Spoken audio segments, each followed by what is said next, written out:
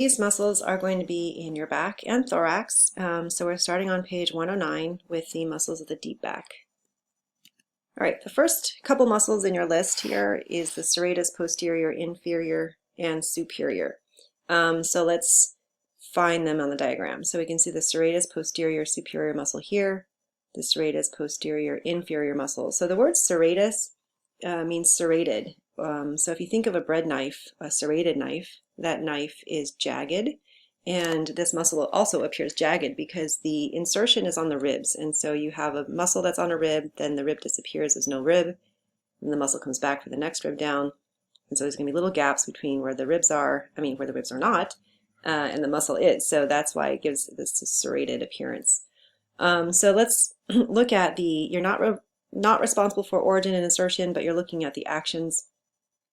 So this one, they both look a little intuitive, I feel like. The serratus posterior superior, if the origin were still, right, this is not moving, and the muscle contracts, it's going to lift the ribs up so that you can lift the rib cage when you inspire and you take a breath in for inspiration. So if you look at the action, it elevates the upper ribs to expand the thoracic cavity and increase volume, and that's what happens when you inhale. Now if you look at the bottom, it's going to do the opposite. The serratus posterior inferior muscle is going to orient in the opposite direction, and so it's going to depress these lower four ribs. So in your action, I'm going to modify this. If you look at the action, it says depress the lower ribs. That's it. Don't. The rest of that statement is actually incorrect. It's not going to expand your thoracic cavity. It's actually going to help you expire or breathe out. So that's what you want to modify. So just state that it depresses the lower ribs.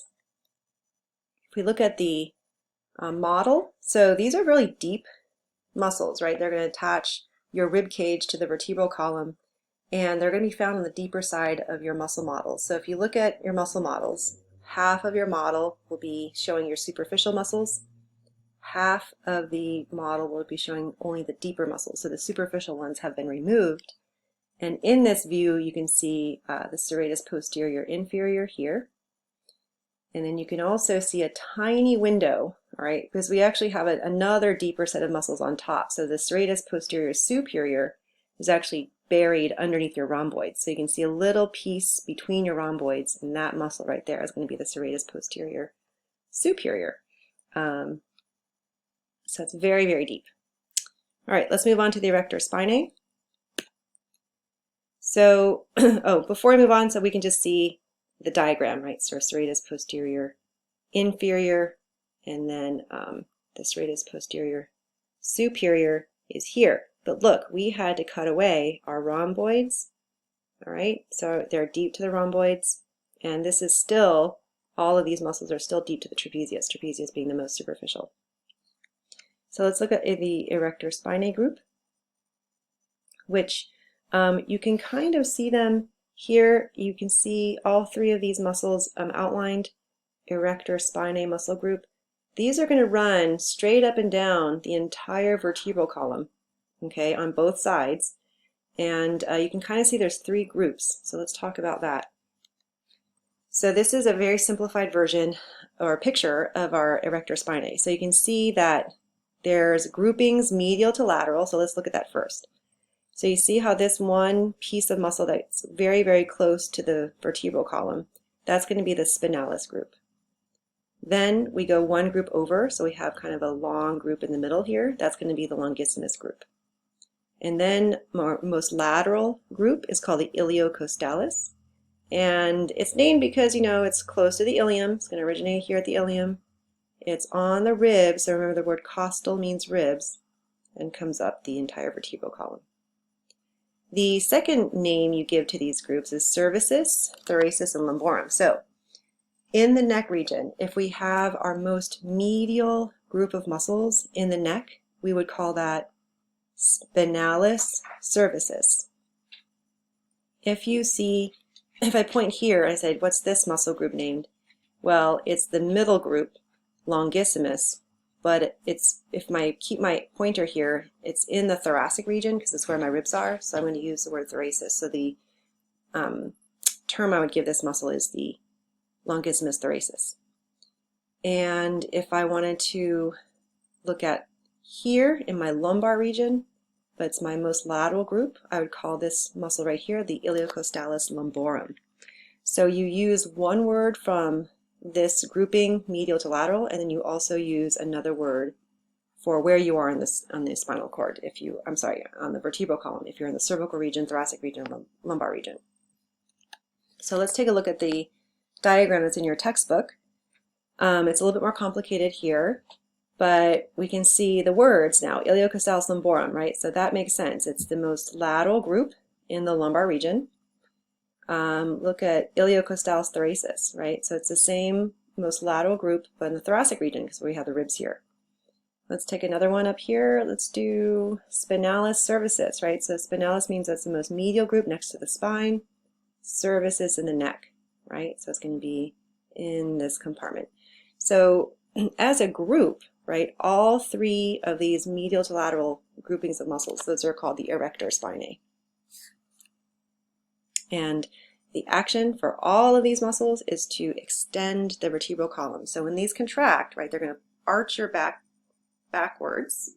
So you're going to extend your whole vertebral column here. All right, before moving on, let's let's look at the next one, Quadratus lumborum. That muscle you can see in this diagram, so it's right here. So quadratus means that it's a little square, and lumborum means that it's in the lumbar region. So the origins are pretty easy to see. The iliac crest is a nice origin of this muscle. The ligament here, the iliolumbar ligament, is not present in this image, but there's a ligament here for you. And if you look at the insertions, we have rib 12 and the transverse processes of our lumbar vertebrae, right? So you can see lumbar vertebrae 1, 2, 3, 4, 5, and then rib 12. So what does this muscle do? So this is depressing the ribs, right? So we're going to keep our hips still. This is the origin. We're going to pull down, so it's going to depress our ribs. And then unilaterally, if you only contract one side, then ipsilateral flexion. So if you contract this side, you're going to move your body laterally, right, in the same side. So ipsilateral, same side flexion. So basically it helps you move side to side or flex your vertebral column side to side. All right, so the diaphragm is up next. The diaphragm is your primary muscle of breathing, and it is a thin muscle that goes across your chest, and it separates your abdominal pelvic cavity from your thoracic cavity. If you look at the way we're looking at it here from our superior view, so looking down onto the diaphragm, there is a gray region in the center of it, and that is actually the insertion. That's a tendon called the central tendon, so you want to know the name central tendon. And that's the insertion, so we can see the central tendon there. The origin, let's look at where we can find. So this is the model that we have. So here's our diaphragm muscle itself, which is red. But you see how if we go further, follow the muscle further, this turns gray. So this is going to be our central tendon. This is the connective tissue in the center. The diaphragm is a dome-shaped muscle, so it has a lot of origins. It's very broad. It originates on the xiphoid process of the sternum, your last pair of 6 ribs, with the cartilage and our lumbar vertebrae. So it starts off rather low, comes way up high. And this muscle, is going to help us breathe, obviously, by increasing the volume of the thoracic cavity, compressing the abdominal pelvic cavity. So when this muscle contracts, it actually pulls down on the central tendon. When it comes down, what happens is this whole area of the thoracic region can get larger, right? So when you inhale, you are creating a larger thoracic cage. And that's possible because this whole diaphragm is moving down. So when you contract the diaphragm, you are inhaling. When you relax your diaphragm, it comes back up to a dome position, and this thoracic cage gets smaller, and you're forcing the air out. So contracting the diaphragm, your diaphragm goes down, it pulls down on the central tendon. That allows this space, the thoracic cage, to open up, become larger for inhaling. And then when you relax the diaphragm, the central tendon comes back up. It makes this space smaller, and then you exhale. All right. So this is just a nice view of an actual diaphragm where you have the diaphragm muscle itself, and you can see this shiny central tendon in the center. All right, let's look at our intercostals. These muscles are between the ribs, right? So intercostal refers to between the ribs, and there's two sets, internal and external. The external intercostals are literally superficial to the internal ones, right? They're going to be deeper, and they actually run perpendicular to each other. So if you look carefully at the fibers on the external intercostal go down in the direction as if you had a hoodie on and you were putting your hands into the pockets of the hoodie. That's the direction that these fibers are moving.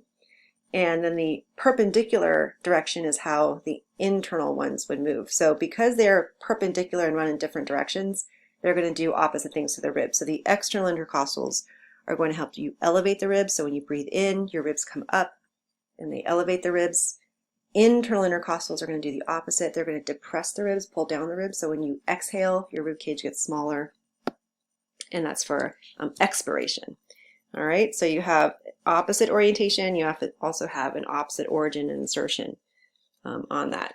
If we look at an image of your intercostals, right? So we want to look at the chest plate of your model. We're going to look between the ribs, right? The blue is your costal cartilage. This bone colors, that's the rib itself. Here's your sternum. So we can see there's a little bit of muscle here, which has the number 21 on it. That's running in this direction. The fibers are coming down like this. And then here, the fibers are going in an opposite way. You can also see that number 20 and number 21, number 20, the plastic is on top of number 21. So number 20 is going to refer to the external intercostals, whereas 21 are the internal intercostals. And again, if you look at the fibers, right, I said if you're putting your hands into your hoodie pocket, this is the direction in which your hands would go.